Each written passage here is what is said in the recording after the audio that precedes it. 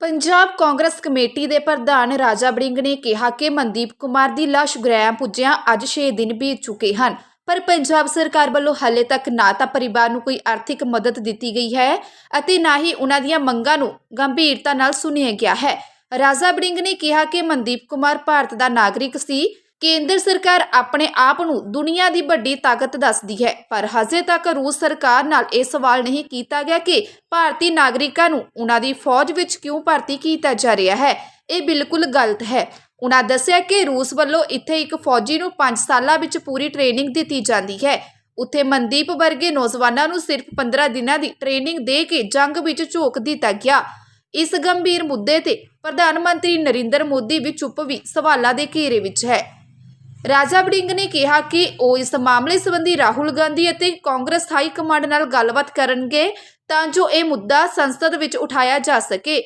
ਉਨ੍ਹਾਂ ਪੰਜਾਬ ਸਰਕਾਰ ਤੇ ਤਿੱਖਾ ਵਾਰ ਕਰਦਿਆਂ ਕਿਹਾ ਕਿ ਇਹ ਸਰਕਾਰ ਦੀ ਨਲਾਇਕੀ ਹੈ ਕਿ ਹਜੇ ਤੱਕ ਉਨ੍ਹਾਂ ਏਜੰਟਾਂ ਨੂੰ ਗ੍ਰਿਫਤਾਰ ਨਹੀਂ ਕੀਤਾ ਗਿਆ, ਜਿਨ੍ਹਾਂ ਨੇ ਨੌਜਵਾਨਾਂ ਨੂੰ ਝੂਠੇ ਸੁਪਨੇ ਦਿਖਾ ਕੇ ਵਿਦੇਸ਼ ਭੇਜਿਆ। ਏਜੰਟਾਂ ਦੀ ਤੁਰੰਤ ਗ੍ਰਿਫਤਾਰੀ ਹੋਣੀ ਚਾਹੀਦੀ ਹੈ। ਰਾਜਾ ਵੜਿੰਗ ਨੇ ਮੰਗ ਕੀਤੀ ਕਿ ਮਨਦੀਪ ਕੁਮਾਰ ਦੇ ਪਰਿਵਾਰ ਤੇ ਲੱਖਾਂ ਰੁਪਏ ਦਾ ਕਰਜ਼ਾ ਹੈ, ਜਿਸ ਨੂੰ ਧਿਆਨ ਵਿੱਚ ਰੱਖਦਿਆਂ ਤੁਰੰਤ ਆਰਥਿਕ ਮਦਦ ਦਿੱਤੀ ਜਾਵੇ ਅਤੇ ਮਨਦੀਪ ਕੁਮਾਰ ਨੂੰ ਸ਼ਹੀਦ ਦਾ ਦਰਜਾ ਦਿੱਤਾ ਜਾਣਾ ਚਾਹੀਦਾ ਹੈ। ਇਸ ਮਾਮਲੇ ਨੂੰ ਮਗਰਲੇ 3-4 ਮਹੀਨਿਆਂ ਤੋਂ ਵਾਚ ਕਰ ਰਹੇ ਹਾਂ। ਇਹਦੇ ਮੁਤਲਕ ਕਾਂਗਰਸ ਦੇ ਹੈੱਡਕੁਆਟਰ ਇੰਦਰਾ ਭਵਨ ਦੇ ਵਿੱਚ AICC ਦੇ ਵਿੱਚ ਪ੍ਰੈਸ ਕਾਨਫਰੰਸ ਕੀਤੀ ਗਈ ਸੀ। ਜਦੋਂ ਸਾਨੂੰ ਪਤਾ ਲੱਗਿਆ ਇਹਨਾਂ ਸਾਰਾ ਲੋਕਾਂ ਨੂੰ ਲੈ ਕੇ ਤੇ ਹੋਰ ਵੀ ਪਰਿਵਾਰ ਸਨ, ਉਸ ਤੋਂ ਬਾਅਦ ਮੈਂ ਹੋਮ ਅਫੇਅਰ ਮਿਨਿਸਟਰੀ ਨਾਲ, ਐਕਸਟਰਨਲ ਅਫੇਅਰ ਮਿਨਿਸਟਰੀ ਨਾਲ, ਕਿਉਂਕਿ ਮੈਂ ਸਟੈਂਡਿੰਗ ਕੌਂਸਲ ਦਾ ਹੋਮ ਮਿਨਿਸਟਰੀ ਦਾ ਸਾਡਾ ਮੈਂਬਰ ਵੀ ਹਾਂ ਕਮੇਟੀ ਦਾ, ਸੋ ਉੱਥੇ ਵੀ ਕਾਫੀ ਵਾਰ ਮੈਂ ਗੱਲ ਚੱਕੀ। ਫਿਰ ਇਹਨਾਂ ਨੂੰ ਬੁਲਾਇਆ ਵੀ ਉਹਨਾਂ ਨੇ, ਐਕਸਟਰਨਲ ਅਫੇਅਰ ਮਿਨਿਸਟਰੀ ਨੇ, ਮੈਂ ਸੈਕਟਰੀ ਐਕਸਟਰਨਲ ਅਫੇਅਰ ਨਾਲ ਗੱਲ ਕੀਤੀ। ਬੁਲਾਉਣ ਤੋਂ ਬਾਅਦ ਵੀ ਕਿਸੇ ਪ੍ਰਕਾਰ ਦਾ ਕੋਈ ਹੱਲ ਨਹੀਂ ਹੋਇਆ। ਜਦੋਂ ਮੈਨੂੰ ਇਹ ਮਿਲੇ ਸਨ, ਇਹ ਕਹਿੰਦੇ ਕਿ ਅਸੀਂ ਰੂਸ ਜਾ ਕੇ ਆਏ ਹਾਂ, ਅਸੀਂ ਆਪਦੇ ਭਰਾ ਨੂੰ, ਮਨਦੀਪ ਨੂੰ ਭਾਲਣ ਗਏ ਸੀ, ਜਗਦੀਪ ਕਹਿੰਦਾ, ਪਰ ਕਿਤੇ ਸਾਡਾ ਭਰਾ ਲੱਭਿਆ ਨਹੀਂ। ਸਾਨੂੰ ਪਤਾ ਲੱਗਿਆ ਵੀ ਉਹਨੂੰ ਧੱਕੇ ਨਾਲ ਫੌਜ 'ਚੋਂ ਹੈਂਡੀਕੈਪਟ ਸੀਗਾ ਤੇ ਉਹਨੂੰ ਸਨਾਈਪਰ ਦੀ ਟ੍ਰੇਨਿੰਗ ਦੇ ਕੇ ਉਹਨੂੰ, ਜਿਹੜੀ ਕਿ 5 ਸਾਲ ਦੀ ਟ੍ਰੇਨਿੰਗ ਹੁੰਦੀ ਹੈ, ਜਿਹੜੀ 15 ਦਿਨਾਂ ਦੀ ਦੇ ਕੇ ਉਹਨੂੰ ਬੰਦੂਕ ਫੜਾ ਦਿੱਤੀ। ਔਰ ਸਭ ਤੋਂ ਵੱਡੀ ਗੱਲ, ਉਹ ਹਿੰਦੁਸਤਾਨ ਨਾਗਰਿਕ ਸੀਗਾ, ਸਿਟੀਜ਼ਨ ਸਾਡਾ ਹੈ, ਆਧਾਰ ਕਾਰਡ ਹੋਲਡਰ ਸਾਡਾ ਹੈ। ਉਹ ਤਾਂ ਇੱਕ ਏਜੰਟ ਨੇ, ਇਹੋ ਜਿਹਾ ਗਰੋਹ ਜਿਹੜਾ ਹੈਗਾ ਪੰਜਾਬ ਔਰ ਦੇਸ਼ ਦੇ ਅੰਦਰ, ਉਹ ਇੱਥੋਂ ਕੰਮ ਦੀ ਤਲਾਸ਼ ਦੇ ਵਿੱਚ ਜਿਹੜੇ ਵਿਚਾਰੇ ਲੋਕ ਹੈ, ਉਹ ਵੱਖ-ਵੱਖ ਦੇਸ਼ਾਂ 'ਚ, ਕੋਈ ਇਟਲੀ, ਕੋਈ ਇੱਧਰ ਉੱਧਰ ਜਾਣਾ ਚਾਹੁੰਦਾ ਹੈ, ਲੇਕਿਨ ਉਹਨਾਂ ਨੂੰ ਜਾ ਕੇ ਮਾਸਕੋ ਉਤਾਰਤਾ। ਕਹਿੰਦੇ ਹੈ ਕਿ ਉਹਦਾ ਗਰੋਹ ਦਾ ਕੋਈ ਉੱਥੋਂ ਦੀ ਆਰਮੀ ਦੇ ਕਿਸੇ ਕਰਨਲ ਵਰਨਲ ਜਾਂ ਕਮਾਂਡਰ ਨਾਲ ਵੀ ਕੋਈ ਲਿਹਾਜ਼ ਹੈ, ਪੈਸੇ ਦਾ ਲੈਣ ਦੇਣ ਆ ਉਹਨਾਂ ਏਜੰਟਾਂ ਦਾ। ਇਹਨਾਂ ਮੁੰਡਿਆਂ ਨੂੰ ਇੱਥੋਂ ਲਿਜਾਇਆ ਜਾਂਦਾ ਹੈ, ਉੱਥੇ ਉਤਾਰ ਦਿੱਤਾ। ਕਈਆਂ ਨੂੰ ਤਾਂ ਬਿਨਾਂ ਦੱਸ ਕੇ ਵੀ ਤੁਹਾਨੂੰ ਗਾਂ ਇਟਲੀ ਲੈ ਕੇ ਜਾਵਾਂਗੇ, ਉੱਥੇ ਉਤਾਰਤਾ ਤੇ ਮੁੜ ਕੇ ਉਹਨਾਂ ਨੇ ਧੱਕੇ ਨਾਲ ਟ੍ਰੇਨਿੰਗ ਦੇ ਕੇ ਭੇਜਤਾ। ਕਈਆਂ ਨੂੰ ਇਸ ਤਰ੍ਹਾਂ ਲੈ ਗਏ ਵੀ ਤੁਸੀਂ ਆਰਮੀ ਦਾ ਖਾਣਾ ਖੁਣਾ ਪੈਕ ਕਰਨਾ, ਮਗਰਲੇ ਪਾਸੇ ਰਹਿਣਾ। ਸੋ ਇੱਦਾਂ ਕਰਕੇ, ਪਰ ਲੇਕਿਨ ਉਹਨਾਂ ਨੂੰ ਜੰਗ ਦੇ ਮੈਦਾਨ ਦੇ ਵਿੱਚ ਉਤਾਰਤਾ। ਜਿਹੜੇ ਸਾਹਮਣੋਂ ਮਤਲਬ ਕਿ ਫਰੰਟ ਤੇ ਲੜਨ ਵਾਲੀ ਜਿਹੜੀ ਫੌਜ ਹੈ, ਜਿਹੜੇ ਬੰਦੇ ਦੀ ਟ੍ਰੇਨਿੰਗ 15 ਦਿਨ ਦੀ ਹੈ, ਕੁਝ ਲੋਕ ਜ਼ਖਮੀ ਹੋ ਕੇ ਵਾਪਸ ਕਿਵੇਂ ਨਾ ਕਿਵੇਂ ਜਾਨ ਬਚਾ ਕੇ, ਜਿਨ੍ਹਾਂ ਦੀ ਕਿਸਮਤ ਚੰਗੀ ਸੀ, ਮੁੜੇ ਆਏ। ਕੁਝ ਲੋਕ ਮਰ ਗਏ। ਸੋ ਜਿਨ੍ਹਾਂ ਵਿੱਚੋਂ ਇੱਕ ਮਨਦੀਪ ਵੀ ਹੈਗਾ। ਜਗਦੀਪ ਭਾਲਦਾ ਉਹਨੂੰ ਦੁਬਾਰਾ ਫਿਰ ਜਦੋਂ ਅਸੀਂ ਇਹਦੀ ਮਦਦ ਵੀ ਕੀਤੀ, ਵਿਚਾਰਾ ਆਪਦਾ ਵੀਜ਼ਾ ਲਵਾ ਕੇ ਇਹਨੇ ਘਰ ਵੀ ਗਿਰਵੀ ਰੱਖਦਾ, 35 ਲੱਖ ਏਜੰਟ ਵੀ ਲੈ ਗਏ। ਫਿਰ ਭਾਲਦਾ ਗਿਆ ਤੇ ਹੁਣ ਦੁਬਾਰੇ ਪਤਾ ਲੱਗਿਆ ਉੱਥੇ ਲਾਸ਼ ਕੀ 12 ਮਹੀਨਿਆਂ ਤੋਂ ਤਾਂ ਮੇਰਾ ਭਰਾ ਮਰਿਆ ਪਿਆ ਹੈ। ਕੋਈ 22 ਕਹਿੰਦਾ ਹੈ, ਕੋਈ 12 ਕਹਿੰਦਾ ਹੈ। ਹੁਣ ਡੈੱਡ ਬੋਡੀ ਦੇ ਵਿੱਚ ਤਾਂ ਕੁਝ ਹੈ ਨਹੀਂ ਗਾ। ਨਾਲ ਆਰਮੀ ਦੇ ਕੱਪੜੇ ਵੀ ਪਤਾ ਲੱਗਿਆ, ਇਹਦੇ ਨਾਲ ਸਾਬਤ ਹੋ ਜਾਂਦਾ ਵੀ ਬੈਚ ਨੰਬਰ ਵੀ ਸੀਗਾ, ਆਰਮੀ ਨੇ ਕੱਪੜੇ ਵੀ ਦਿੱਤੇ ਉਹਨਾਂ ਨੂੰ। ਸੋ ਕਹਿਣ ਦਾ ਭਾਵ ਇਹ ਹੈ ਕਿ ਜੇ ਬੰਦਾ, ਪਹਿਲੀ ਗੱਲ ਤਾਂ ਧੱਕੇ ਨਾਲ ਤੁਸੀਂ ਜ਼ਾਜ਼ਤੀ ਕੀਤੀ, ਫਿਰ ਜੇ ਬੰਦਾ ਮਰ ਗਿਆ ਤਾਂ ਉਹਨੂੰ ਵਾਪਸ ਤਾਂ ਕਮ ਸੇ ਕਮ ਭੇਜੋ। ਇਹ ਭਾਲਦੇ, ਤਲਾਸ਼ ਕਰਦੇ, ਬੋਡੀ ਖਤਮ ਹੋ ਗਈ, ਘਰ ਗਿਰਵੀ ਰੱਖਤਾ ਤੇ ਆਪਦੇ ਭਰਾ ਦੀ ਲਾਸ਼ ਲੈ ਕੇ ਆਇਆ। ਅੱਜ 6 ਦਿਨ ਹੋ ਗਏ, ਅਸੀਂ ਉਹਨਾਂ ਦੀ ਮਦਦ ਕੀਤੀ, ਚਲੋ ਤਿਲ ਫੁੱਲ ਭੇਟਾ ਜੋ ਅਸੀਂ ਮਦਦ ਕਰ ਸਕਦੇ ਸੀ। ਹੁਣ 6 ਦਿਨ ਹੋ ਗਏ, ਪੰਜਾਬ 'ਚ ਆ ਗਿਆ। ਅਲਟੀਮੇਟਲੀ ਤਾਂ ਪੰਜਾਬ ਦਾ ਵਸਨੀਕ ਹੈ। ਸੋ ਜੇ ਉਹਨਾਂ ਸਰਕਾਰਾਂ ਨੇ ਸ਼ਰਮ ਲਾਤੀ ਹੈ ਤਾਂ ਕਮ ਸੇ ਕਮ ਸਾਡੀ ਆਮ ਆਦਮੀ ਪਾਰਟੀ ਦੀ ਸਰਕਾਰ ਹੀ ਕੁਝ ਕਰ ਲਈ। ਗਰੀਬ ਪਰਿਵਾਰ ਹੈ, ਕਮ ਸੇ ਕਮ ਇਹਨੂੰ ਕੋਈ ਨੌਕਰੀ ਦੇ ਦੇਣ ਤਾਂ ਜੋ ਥੋੜ੍ਹਾ ਇਹਦਾ ਲੜਾਈ ਵੀ ਲੜਨ, ਉਹਨਾਂ ਏਜੰਟਾਂ ਦੇ ਫੜਨ ਉਹਨਾਂ ਨੂੰ, ਔਰ ਇਹਦੇ ਬਾਰੇ ਚੇਤਨਾ ਵੀ ਫੈਲਾਉਣ ਤਾਂ ਜੋ ਹੋਰ ਕੋਈ ਵਿਅਕਤੀ ਜਿਹੜੇ ਸਾਡੇ ਮੁੰਡੇ ਮੰਡੇ ਨਾਲ ਜਾ ਕੇ ਹੋਰ ਫਸ ਜਾਣ। ਸੋ ਸਰਕਾਰ ਨੇ ਵੀ ਕਹਿੰਦੇ ਹੁਣ ਇਹਨਾਂ ਦਾ ਕੋਈ ਮੈਮੋਰੈਂਡਮ ਲਿਆ, 6 ਦਿਨਾਂ ਦੀ ਡੈੱਡ ਬੋਡੀ ਪਈ ਹੈ ਵਿਚਾਰਿਆਂ ਦੀ ਅੰਤਿਮ ਸੰਸਕਾਰ ਕਰਨ ਪਿੱਛੇ। ਇਹ ਕੋਈ ਜਾਪਾਨ ਤੋਂ ਤਾਂ ਆਏ ਨਹੀਂ, ਕੇਂਦਰ ਸਰਕਾਰ ਨੇ ਤਾਂ ਸ਼ਰਮ ਲਾਤੀ ਹੈ। ਰਸ਼ੀਆ ਨਾਲ ਗੱਲ ਕਰਨੀ ਚਾਹੀਦੀ ਸੀ ਵੀ ਤੁਸੀਂ ਸਾਡੇ ਭਾਰਤੀ ਨਾਗਰਿਕ ਨੂੰ ਕਿਵੇਂ ਭਰਤੀ ਕਰ ਸਕਦੇ ਹੋ ਫੌਜ 'ਚ। ਸੋ ਪੰਜਾਬ ਸਰਕਾਰ ਨੇ ਵੀ ਨਾਲ ਹੀ ਨਾਲ ਹੱਥ ਖੜੇ ਕਰਤੇ ਹੈ। ਸੋ ਮੈਂ ਬੇਨਤੀ ਕਰਨਾ ਚਾਹੁੰਦਾ ਪੰਜਾਬ ਦੇ ਮੁੱਖ ਮੰਤਰੀ ਸਾਹਿਬ ਨੂੰ ਕਿ ਕਿਰਪਾ ਕਰਕੇ ਗਰੀਬ ਪਰਿਵਾਰ ਹੈ, ਭਰਾ ਜਵਾਨ ਚਲਾ ਗਿਆ, ਉਹਦੀ ਲਾਸ਼ ਪਈ ਹੈ 6 ਦਿਨਾਂ ਤੋਂ, ਸਰੀਰ ਕਾਲਾ ਹੋ ਗਿਆ ਹੈ, 12 ਮਹੀਨੇ ਦਾ ਮਰਿਆ, ਪਤਾ ਨਹੀਂ ਕਿਵੇਂ ਭਗਾਈ। ਇਹਨਾਂ ਦਾ ਤਾਂ ਰੋਜ਼ ਮਰ ਰਿਹਾ ਸੀ, ਮਗਰਲੇ 22 ਮਹੀਨਿਆਂ ਤੋਂ ਮਰਿਆ ਪਿਆ ਜਦੋਂ ਦਾ ਭਰਾ ਮਿਲ ਨਹੀਂ ਰਿਹਾ। ਸੋ ਮੇਰੀ ਬੇਨਤੀ ਹੈ ਕਿ ਸਰਕਾਰ ਇਹਨਾਂ ਦੀ ਸਹਾਇਤਾ ਕਰੇ, ਸ਼ਹੀਦ ਦਾ ਦਰਜਾ ਦਿਵਾਵੇ, ਕੇਂਦਰ ਸਰਕਾਰ ਨਾਲ ਗੱਲ ਕਰੇ। ਅਸੀਂ ਵੀ ਆਪਣੇ ਲੈਵਲ ਤੇ ਦੇਸ਼ ਦੀ ਪਾਰਲੀਮੈਂਟ ਦੇ ਵਿੱਚ ਰਾਹੁਲ ਗਾਂਧੀ ਤੇ ਖੜਗੇ ਸਾਹਿਬ ਨਾਲ ਗੱਲ ਕਰਕੇ ਉਹ ਮੁੱਦਾ ਚੱਕਾਂਗੇ। ਸਰਕਾਰ ਪਰਿਵਾਰ ਨੂੰ, ਅਮਨਦੀਪ ਨੂੰ ਕੋਈ ਉਹਨਾਂ ਦੇ ਭਰਾ ਨੂੰ ਜਗਦੀਪ ਨੂੰ ਕੋਈ ਨੌਕਰੀ ਦੇ ਦੇ, ਇਹਨੇ ਨਾਲ ਚਲੋ ਗੁਜ਼ਾਰਾ ਚੱਲ ਜਾਏਗਾ, ਜ਼ਖਮਾਂ ਤੇ ਮੱਲਮ ਲੱਗ ਜਾਏਗੀ, ਉਹ ਤਾਂ ਆਉਣਾ ਨਹੀਂ। ਪਰ ਇਹ ਸਰਾਸਰ ਧੱਕਾ ਹੈ ਔਰ ਆਪਣੇ ਆਪ ਨੂੰ ਭਾਰਤ ਬਹੁਤ ਇੱਕ ਵੱਡੀ ਤਾਕਤ ਸਮਝਦਾ ਹੈ ਤੇ ਭਾਰਤ ਦੇ ਨਾਗਰਿਕਾਂ ਨਾਲ ਜਿਸ ਤਰੀਕੇ ਦਾ ਦੁਰਵਿਵਹਾਰ ਰਸ਼ੀਆ ਤੇ ਦੂਸਰੇ ਦੇਸ਼ कर रहे, बड़ा शर्म वाली गल है और ये मोदी साहब के राज हो गए। अच्छा वड़िंग साहब, अगर बात की जाए तो इनका डीएनए टेस्ट करवाया गया था माता का, रिपोर्ट यहाँ से जा चुकी, लेकिन वहाँ की इंडियन एम्बेसी जो थी उन्होंने आगे रशियन गवर्नमेंट को रिपोर्ट नहीं दिलाई। अभी वो गया था रशिया, तो इसको फिर अपना डीएनए करवाना पड़ा। मैं तो ਤੁਹਾਨੂੰ कहता भी हिंदुस्तान ਦੀ ਇਹ ਤਾਂ ਪਹਿਲਾਂ ਵੀ ਗਿਆ ਸੀ ਇੰਡੀਅਨ ਐਮਬੈਸੀ ਕੋਲ, ਇੰਡੀਅਨ ਐਮਬੈਸੀ ਨੇ ਜਵਾਨੀ ਨੂੰ ਪੁੱਛਿਆ। ਹਿੰਦੁਸਤਾਨ ਦੀ ਸਰਕਾਰ ਨੇ ਬਿਲਕੁਲ ਸ਼ਰਮ ਲਾ ਦਿੱਤੀ ਗਈ ਹੈ। ਮੈਂ ਤੁਹਾਨੂੰ ਕਹਿ ਰਿਹਾ being A member of parliament ਇਹ ਕਹਿਤਾ ਕਿ ਤੁਹਾਡੇ ਨਾਗਰਿਕ ਉੱਥੇ ਫਸੇ ਹੋਏ ਹਿੰਦੁਸਤਾਨ ਦੀ ਸਰਕਾਰ ਨੂੰ ਪੁੱਟੇ ਡਾਈ ਸੀ, ਗੱਲ ਕਰਨੀ ਚਾਹੀਦੀ ਸੀ। ਪਰ ਹਿੰਦੁਸਤਾਨ ਦੀ ਸਰਕਾਰ ਸਾਡੇ ਵਾਸਤੇ, ਸਾਡੇ ਲੋਕਾਂ ਵਾਸਤੇ ਤਾਂ ਨਾ ਹੋਈ ਸਰਕਾਰ ਹੈ, ਜਿਨ੍ਹਾਂ ਨੇ ਅੰਬੈਸੀ ਨੇ ਕੋਈ ਉੱਤਾ ਨਹੀਂ ਕੀਤਾ, ਪੁੱਛ ਪੜਤਾਲ ਨਹੀਂ, ਇਹਨੂੰ ਰੱਖਿਆ ਨਹੀਂ, ਆਪਣੇ ਪੈਸੇ ਦੇ ਗਏ, ਆਪਣੀ ਭਗਾਈ ਦੇ ਗਏ। ਇਹਨਾਂ ਨੇ ਆਖਿਆ ਤੁਸੀਂ ਰਸ਼ੀਅਨ ਗਵਰਨਮੈਂਟ ਨਾਲ ਗੱਲ ਕਰੋ, ਕਹਿੰਦੇ ਸਾਨੂੰ ਨਹੀਂ ਪਤਾ ਤੂੰ ਕੌਣ ਹੈ, ਕਿੱਥੋਂ ਆਇਆ ਕੀ ਹੈ। ਸੋ ਕਮ ਸੇ ਕਮ ਹਿੰਦੁਸਤਾਨ ਦੇ ਨਾਗਰਿਕ ਨਾਲ ਰਸ਼ੀਆ 'ਚ ਜਿਹੜੀ ਹਿੰਦੁਸਤਾਨ ਦੀ ਐਮਬੈਸੀ ਹੈ ਉੱਥੇ ਵੀ ਇਹ ਵਿਹਾਰ ਹੈ ਤਾਂ ਫਿਰ ਇਸ ਦੇਸ਼ ਦਾ, ਉਹ ਤਾਂ मोदी साहब कहते बड़ा विकसित देश है, मैंने हर व्यक्ति को उठा दिया है, ये इतनी आज भारत की बात है।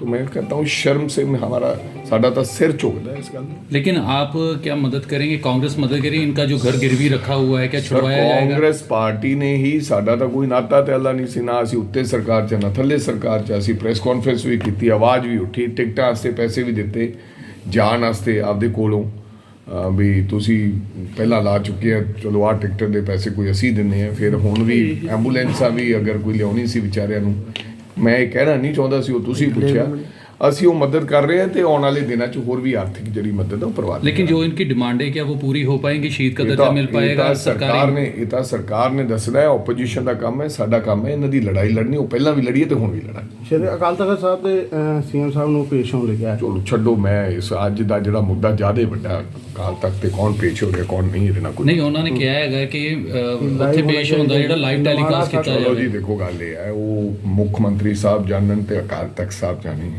ਮੈਂ ਇਸ ਮਾਮਲੇ ਦੇ ਵਿੱਚ ਕੁਝ ਨਹੀਂ ਕਹਿਣਾ ਚਾਹੁੰਦਾ ਕਿਉਂਕਿ ਆਪਣੀ ਗੱਲ ਕਰੀਏ। ਔਰ ਅੱਛਾ ਵੜਿੰਗ ਸਾਹਿਬ, ਇਹ ਗੱਲ ਮਨਦੀਪ ਦੀ ਹੈ। ਇਹ ਅਗਰ ਗੱਲ ਕੀਤੀ ਜਾਵੇ, ਇੱਕ ਬਹੁਤ ਵੱਡਾ ਜਿਹੜਾ ਇੱਕ ਮਾਮਲਾ ਸਾਹਮਣੇ ਆਇਆ, 15 ਸਾਲ ਦਾ ਬੱਚਾ ਜੋ 1 ਸਾਲ ਤੋਂ ਪਾਕਿਸਤਾਨ ਲਈ ਭਾਰਤ ਦੀ ਜਸੂਸੀ ਕਰ ਰਿਹਾ ਸੀ, ਉਸ ਨੂੰ ਫੜਿਆ ਗਿਆ। ਕਿਤੇ ਨਾ ਲੱਗ ਰਿਹਾ ਕਿ ISI ਜਿਹੜਾ ਯੂਜ਼ ਕਰ ਰਿਹਾ ਸਾਡੇ ਯੂਥ ਨੂੰ ਜਾਂ ਬੱਚਿਆਂ ਨੂੰ।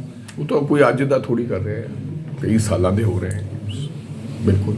ਲੇਕਿਨ ਇੱਕ ਜਿਹੜਾ ਬੱਚਾ ਹੈ ਜਿਹੜਾ ਅੰਡਰ ਏਜ ਹੈ, ਲੇਕਿਨ ਉਸ ਬਹੁਤ ਵੱਡੀ, ਮੈਂ ਤਾਂ ਤਰਾਸਗੀ, ਤੁਸੀਂ ਕਹਿੰਦੇ ਹੋ ਤਾਂ ਜਸੂਸੀ ਕਰ ਰਹੇ, ਇੱਥੇ ਬੰਦਾ ਮਰ ਗਿਆ ਯਾਰ, ਉਹਨੂੰ ਕੋਈ 22 ਮਹੀਨਿਆਂ ਤੋਂ ਲੈ ਕੇ ਆਉਣ ਲਈ ਤਿਆਰ ਨਹੀਂ। ਇਹ ਉਦੋਂ ਵੀ ਵੱਡੀ ਗੱਲ ਹੈ। ਪਤਾ ਨਹੀਂ ਕਿਹੜੇ ਕਿਹੜੇ ਦੇਸ਼ ਵਾਸਤੇ ਕੌਣ ਕੌਣ ਜਸੂਸੀ ਕਰ ਰਹੇ ਹੋਣਾ, ਕਿਹੜੇ ਕਿਹੜੇ ਦੇਸ਼ ਦੇ ਵੱਖ-ਵੱਖ ਦੇਸ਼ਾਂ ਦੇ ਲੋਕ ਸਾਡੇ ਬੱਚਿਆਂ ਨੂੰ ਕੀ ਕਰਾ ਰਹੇ ਹੋਣੇ। ਸਾਡੇ ਬੱਚਿਆਂ ਨੂੰ ਧੱਕੇ ਨਾਲ ਆਰਮੀ 'ਚ ਕੋਈ ਜਸੂਸੀ ਕਰਾ ਰਿਹਾ, ਕੋਈ ਹੋਰ ਹਜੇ ਤਾਂ ਪਤਾ ਨਹੀਂ ਲੱਗਿਆ, ਪਤਾ ਨਹੀਂ ਹੋਰ ਕੀ ਕਰ ਰਹੇ ਹੋਣੇ। ਲੇਕਿਨ ਜਿਸ ਤਰ੍ਹਾਂ ਜਗਦੀਪ ਨੇ ਕਿਹਾ ਸੀ ਕਿ ਪੁਲਿਸ ਨੂੰ ਇਹਨਾਂ ਨੇ FIR ਦਰਜ ਕਰਾਈ ਸੀ, ਲੇਕਿਨ ਬਾਕੀ ਜਿਹੜੇ ਏਜੰਟ ਸੀਗੇ ਉਹਨਾਂ ਦੀ ਕਾਰਵਾਈ ਨਹੀਂ ਹੋ ਪਾਈ। ਏਜੰਟਾਂ ਨੂੰ ਤਾਂ ਮੈਂ ਪੁਲਿਸ ਮਿਲੀ ਵੀ है, बहुत सारे एजेंटा में बहुत सारी पुलिस मिलेगी। ये अंग्रेजों के समय सुनने में आता था कि भारत के लोग जाके अंग्रेजों के पक्ष में लड़ाई लड़ते थे। तब हम भारत इंग्लैंड की कॉलोनी था, लेकिन अभी जो स्थिति है, भारत एक स्वतंत्र देश है और यदि किसी देश को भारत की सहायता की आवश्यकता है तो मंत्रालय या प्रधानमंत्री या विदेश मंत्री स्तर पे ही सहायता लेके वो यहाँ के जवानों को भेजते लड़ाई में। लेकिन दुर्भाग्यजनक बात यह है कि यहाँ के नौजवानों को ठगी करके ले जा रहे हैं और वहाँ धक्का दे के उसको फ्रंट में भेजा जा रहा है केवल 15 दिन की ट्रेनिंग दे के। और ऐसे में मनदीप की जान चली गई। ऐसे बहुत सारे लोग हैं जो भारत के गए हैं और अपनी जान गंवा बैठे हैं या जिसके अंग भंग हो गए हैं। ऐसे में भारत सरकार की जिम्मेदारी बनती है कि एक तो रूस के हक की लड़ाई लड़ रहे हैं वो लोग, तो रसिया सरकार भी कोई मदद नहीं की, उसकी डेड बॉडी भी नहीं पहुंचाए, घर वालों को पता भी नहीं दिए। अब जिस प्रकार से मनदीप की लाश है करीब 11-12 महीने से वहाँ पड़ी हुई थी, अब तो कंकाल के रूप में यहाँ आया है। और यदि उसमें राजा बड़ी मदद नहीं करते तो आ भी नहीं पाता। एक बार तो चक्कर लगा कर आ गया, तो दूसरी बार गए तब जाके DNA टेस्ट वगैरह करा के फिर उसको ले आए। अब भारत सरकार के भी जो रवैया है वो हतप्रभ करने वाला है। एक तो दूसरे देश के सीमा के रक्षा के लिए उसने प्राण गंवाए और दूसरी तरफ ये भारत सरकार न रूस से न पूछताछ की। पुतिन अभी आया था, कम से कम बात करना था या एम्बेसी लेवल पे बातचीत होनी चाहिए, आधिकारिक तौर पे बातचीत होनी चाहिए, वो भी नहीं हुआ। तीसरी बात ये पंजाब सरकार भी अब 2 दिन से डेड बॉडी यहाँ पड़ा हुआ है और राज्य सरकार की ओर से भी ना कोई सहायता ना कोई मानवीयता ना कोई चीज़ रह गई कि नहीं रह गई।